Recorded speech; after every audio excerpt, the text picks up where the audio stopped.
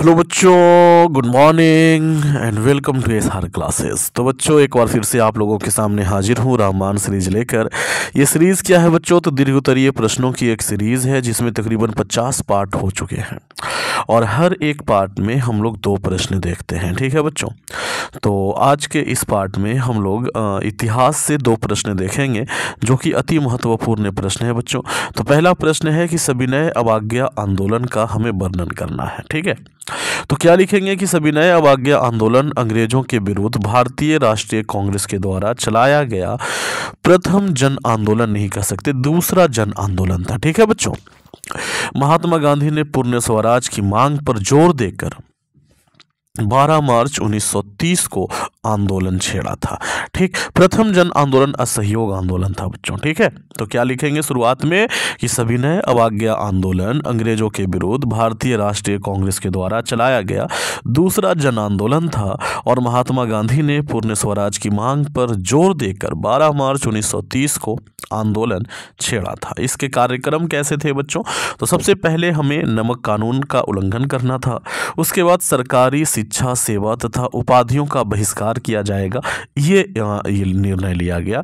ठीक है, उसके बाद महिलाएं जो हैं वो शराब दुकान पर धरना देंगी, उनकी पिकेटिंग करेंगी और विदेशी वस्तुओं को हम जलाएंगे, उनका मतलब कि दिवाली कर देंगे एकदम से। ठीक, और कानून तोड़ेंगे, अंग्रेजों के द्वारा बनाए गए वो कानून जो कि आवश्यक नहीं थे, ठीक ना, वो बस भारतीयों को परेशान करने के लिए बनाए गए थे, उन कानूनों को तोड़ने का लक्ष्य रखा गया बच्चों। ठीक, चलिए, तो आंदोलन आरंभ कैसे हुआ? तो महात्मा गांधी ने अपने 78 साथी के साथ 12 मार्च 1930 को साबरमती आश्रम से दांडी की ओर चले। ठीक, महात्मा गांधी जो थे वो अपने 78 विश्वस्त साथियों को लिए और 12 मार्च 1930 को साबरमती आश्रम से कहाँ के लिए निकल दिए? दांडी के लिए निकल दिए और 5 अप्रैल को वो दांडी पहुंचे। ठीक है, और 6 अप्रैल को नमक बनाकर नमक कानून का उल्लंघन कर दिया और सभी लोगों को नमक कानून तोड़ने की घोषणा कर दी। यह आंदोलन काफी विशाल रूप ले लिया था बच्चों। अंग्रेज इससे बहुत डर गए थे और दबाने के लिए उन्होंने कई कदम उठाए। महात्मा गांधी सहित कई कांग्रेसी जो नेता थे, जो बड़े नेता थे उस जमाने के, उन सबको पकड़कर जेल में डाल दिया और ये आंदोलन कानपुर तथा अन्य कई जगहों में तो हिंसक रूप ले लिया था, मतलब मार धाड़ भी आ गया था मूवी में। ठीक, लेकिन महात्मा गांधी इसे अहिंसक चलाना चाहते थे। हम सब जानते हैं महात्मा गांधी अहिंसा के पुजारी थे। ठीक है बच्चों, आंदोलन समाप्त कैसे हुआ? तो गांधी जी और लॉर्ड इरविन के बीच 5 मार्च 1931 को एक समझौता हुआ जिसके तहत गांधी जी द्वितीय गोलमेज सम्मेलन में भाग लिया। मतलब कि गांधी जी को कहा कि ऐसा है, आपको अपनी बातें ही मनवानी है ना, तो आप लंदन जाइए और वहां जाकर के एक सम्मेलन हो रहा है, उसमें भाग लीजिए, हमारे बड़े वहीं बैठे हैं, तो आप उनसे अपनी मांगों को रखिए उनके सामने। तो गांधी जी ने भाग लिया द्वितीय गोलमेज सम्मेलन में, लेकिन गांधी जी ने जितने भी प्रस्ताव रखे उस किसी भी मुद्दे पर अंग्रेज सहमत नहीं हुआ। तब गांधी जी निराश होकर लौट गए। गांधी जी इस आंदोलन को पुनः चलाने का प्रयास किया, लेकिन इसमें पहली जैसी जान नहीं रही, अतः यह आंदोलन दब सा गया। ठीक है बच्चों, तो ये है सविनय अवज्ञा आंदोलन का शुरुआत कैसे हुआ, क्या कार्यक्रम थे और अंत कैसे हुआ। अंग्रेजों ने बड़ी चालाकी से इसका अंत कर दिया। ठीक है बच्चों, अब हम लोग बात करेंगे अखिल भारतीय राष्ट्रीय कांग्रेस की स्थापना कैसे हुई और इसका प्रारंभिक उद्देश्य क्या था। तो भारतीय राष्ट्रीय कांग्रेस की शुरुआत 19वीं शताब्दी के अंतिम चरण में हुई थी।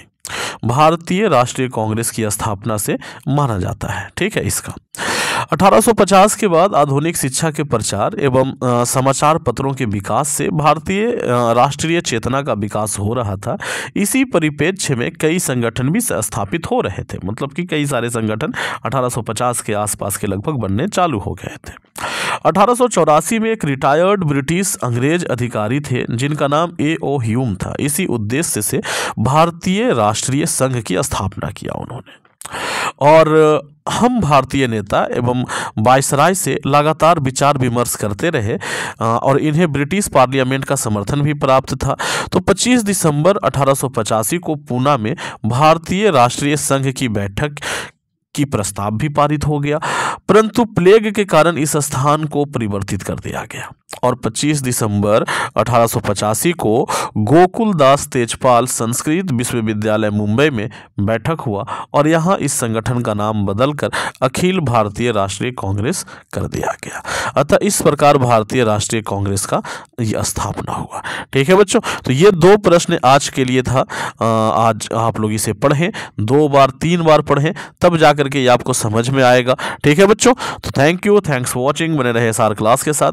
और एक और वीडियो रात में दूंगा, मतलब कि रात 8 बजे के करीब दूंगा एक वीडियो, जो कि रामबाण सीरीज ही होगा। ठीक है, आज से 2 वीडियो मिलेगा रामबाण सीरीज का। Thank you, thanks for watching. SR class के साथ बने रहें। नए वाले बच्चे चैनल को सब्सक्राइब कर करके घंटी का बटन दबा लें।